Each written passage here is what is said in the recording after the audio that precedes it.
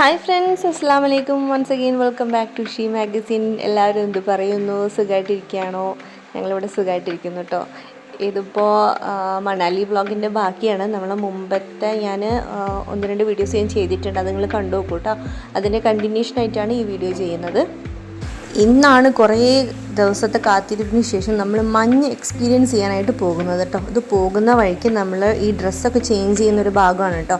ഈ മഞ്ഞിലേക്ക് ഇറങ്ങുമ്പം ഒരു പ്രത്യേകതരം സൂട്ട് ഇടേണ്ടതുണ്ട്. അപ്പോൾ അത് ഇവിടെ ഒരു സ്ഥലത്തുനിന്ന് ഞങ്ങൾ റെൻ്റ് എടുത്തിട്ടാണ് ഇടുന്നത്. അപ്പോൾ ഞങ്ങളെ ഗ്രൂപ്പിലുള്ള എല്ലാവരും ഓരോരുത്തരുടെ സൈസിനനുസരിച്ചിട്ട് ഇതിങ്ങനെയൊക്കെ ഓരോന്ന് എടുത്തിട്ടിട്ട് ഞങ്ങൾ റെഡിയായി നിൽക്കുകയാണ്. അപ്പം അവിടെ നിന്നിട്ടുള്ള കാഴ്ചയാണ് കേട്ടോ. ശരിക്കും പറഞ്ഞു കഴിഞ്ഞാൽ ഞങ്ങളിവിടെ ഹിമാചലിൽ എത്തിയ അന്ന് മുതൽ ഈ മഞ്ഞ് കാണുമ്പോൾ ഭയങ്കര എക്സൈറ്റ്മെൻ്റ് ആണ്.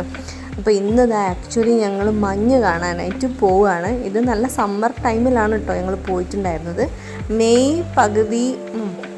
മെയ് പകുതി സമയത്താണ് ഞങ്ങൾ അവിടെ എത്തിയതും ഇവിടെ മഞ്ഞ് കാണാനൊക്കെ പോകുന്നത്.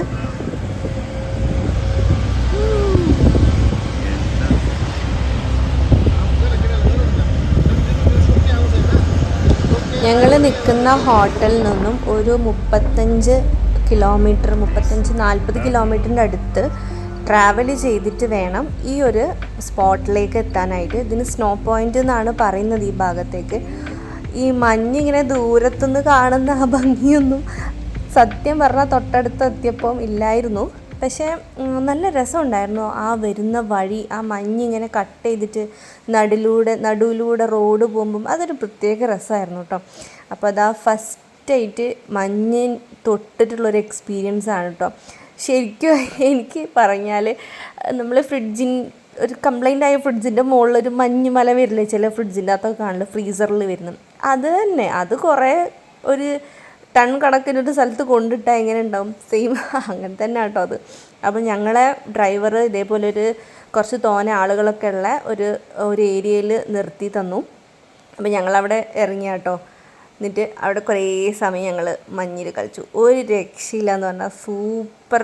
എന്താ കാണാൻ ഭയങ്കര രസമാണ്. തണുപ്പുണ്ട്, പക്ഷെ നമുക്ക് സഹിക്കാൻ പറ്റാത്ത തണുപ്പൊന്നുമല്ല. അത് നമ്മൾ സൂട്ട് ഇട്ടതിൻ്റെതാണ് കേട്ടോ. ഈ സൂട്ടും ബൂട്ട്സും എല്ലാം ഇട്ടതിൻ്റെതാണ്.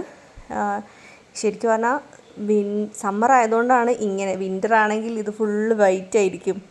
ബേബി എങ്ങനെയുണ്ട് മഞ്ഞിൻ്റെ മുകളിൽ കയറിയിട്ട്? എക്സ്പീരിയൻസ് പറയ്.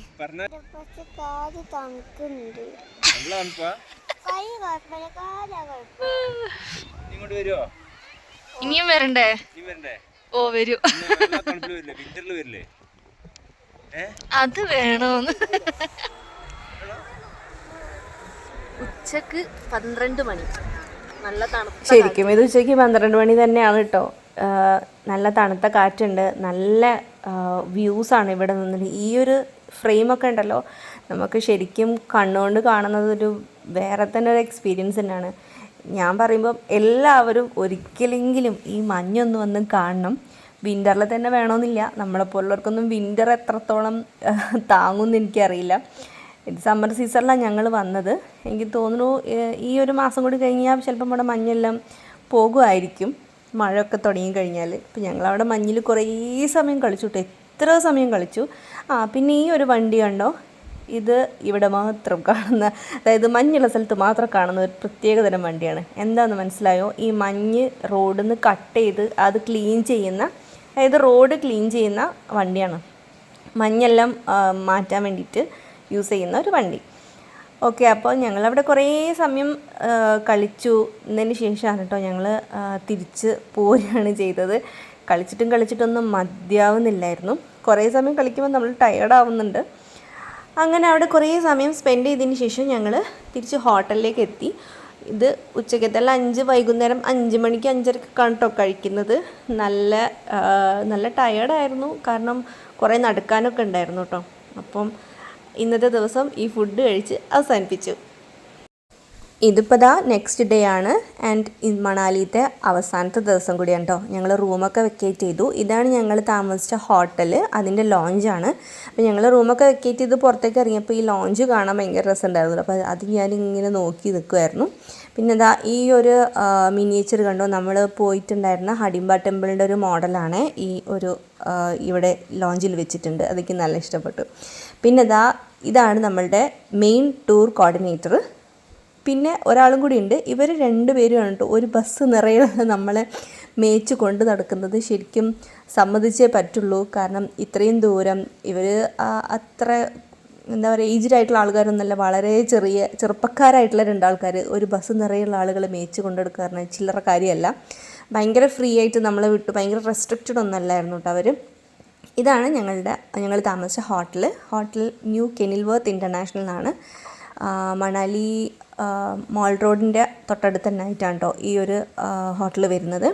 അപ്പോൾ ഞങ്ങൾ അവിടുന്ന് കുറച്ച് ട്രാവൽ ചെയ്തു. ഇതിപ്പോൾ കുളു എന്ന് പറഞ്ഞ സ്ഥലത്താണല്ലോ. അപ്പോൾ നമ്മൾ ഫസ്റ്റ് വന്ന് റാഫ്റ്റിംഗ് ഒക്കെ ചെയ്ത ഒരു സ്ഥലം ഉണ്ടായിരുന്നല്ലോ, അവിടെയാണ് ഇപ്പം ഞങ്ങൾ വന്നിട്ടുള്ളത്.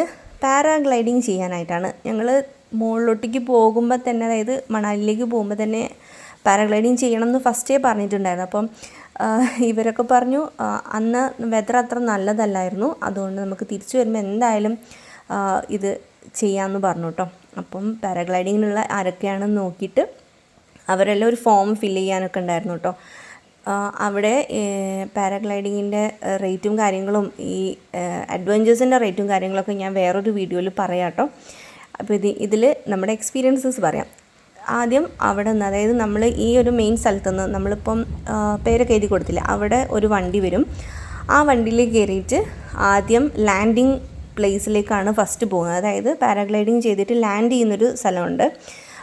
ആ സ്ഥലത്തേക്കാണ് നമ്മൾ ആദ്യം ഇപ്പോൾ പോയിക്കൊണ്ടിരിക്കുന്നത്. അവിടെ പോയിട്ട് നമ്മൾ എത്ര ആളുകളാണോ പോകുന്നത് അവർക്ക് എണ്ണം കണക്കാക്കിയിട്ട് പൈലറ്റ്സ് ഉണ്ടാകും. ഓരോരുത്തർക്കും ഓരോ പൈലറ്റ്സ് വീതമാണ് ഉണ്ടാവുക. അവിടുന്ന് പൈലറ്റ്സിനെയും പിക്ക് ചെയ്തിട്ട് പിന്നെയും ഒരു 9 കിലോമീറ്റർ കുറച്ച് ഹൈറ്റുള്ളൊരു ഏരിയയിലേക്കാണ് നമ്മൾ അടുത്തത് പോകുന്നത്. ഇവിടെയാണ് ടേക്ക് ഓഫ് പ്ലേസ് ഉള്ളത്. അടിപൊളി സ്ഥലം എന്ന് പറഞ്ഞാൽ അടിപൊളി സ്ഥലമാണ്. പക്ഷേ ഈ പാരാഗ്ലൈഡിങ് ചെയ്യുന്നതിൻ്റെ ഒരു നെർവസ്നെസ് നന്നായിട്ട് എനിക്കുണ്ടായിരുന്നു. ഹൈറ്റ് കൂടുന്നതിനനുസരിച്ച് ഇങ്ങനെ പേടി ഇങ്ങനെ കൂടി വരുമായിരുന്നു. പിന്നെ നമ്മൾ അവിടെ വന്നതിന് ശേഷം കുറച്ച് നേരം അവിടെ വെയിറ്റ് ചെയ്ത് നിന്നു. അതായത് നമുക്ക് വിൻഡ് കറക്റ്റ് ആവണമല്ലോ. അപ്പോൾ വിൻഡ് കറക്റ്റ് ആകുമ്പോഴേ ഇവർ ടേക്ക് ഓഫ് ചെയ്യുള്ളൂ. ഓരോരുത്തർക്കും ഓരോ പൈലറ്റുമാർ വീതമാണ് കേട്ടോ. അപ്പം നമ്മുടെ ഒരു ഇതിന് വേണ്ടിയിട്ട് ഇങ്ങനെ വെയിറ്റ് ചെയ്തുകൊണ്ടിരിക്കുകയാണ്. നല്ല പേടിയും നല്ല ടെൻഷനും ഉണ്ടായിരുന്നു. അതേസമയം അടിപൊളിയൊരു എക്സ്പീരിയൻസും ആയിരുന്നു കേട്ടോ. ഇത് ലൈഫ് ടൈമിൽ ഒരിക്കലെങ്കിലും എക്സ്പീരിയൻസ് ചെയ്യേണ്ട ഒരു കാര്യം തന്നെയാണ്. ശരിക്കും ഇത് പറന്ന് മുകളിലെത്തിയപ്പം ഭയങ്കര ഇമോഷണലി എന്തൊക്കെ ഒരു ഫീലിംഗ് ആയിരുന്നു കേട്ടോ. അതായത് ഒരു റോളർ കോസ്റ്റർ ഓഫ് ഇമോഷൻസ് എന്ന് പറയാം. അതന്നെ മുകളിലെത്തിയപ്പോഴുള്ള സീനൊക്കെ കണ്ടില്ലേ, ഒരു രക്ഷയില്ലാത്ത സീനാണ്. ഞാൻ എത്ര വർഷങ്ങളായിട്ട് കാത്തിരിക്കുന്ന ഒരു സംഭവമായിരുന്നു എന്ന് പറയും ഇത്. ആ ഒരു ഡ്രീം എനിക്ക് ഫുൾഫിൽ ചെയ്യാൻ പറ്റി. വളരെയധികം ഹാപ്പി ആയിരുന്നു കേട്ടോ ഈ ലാൻഡ് ചെയ്യുന്ന സമയത്ത്.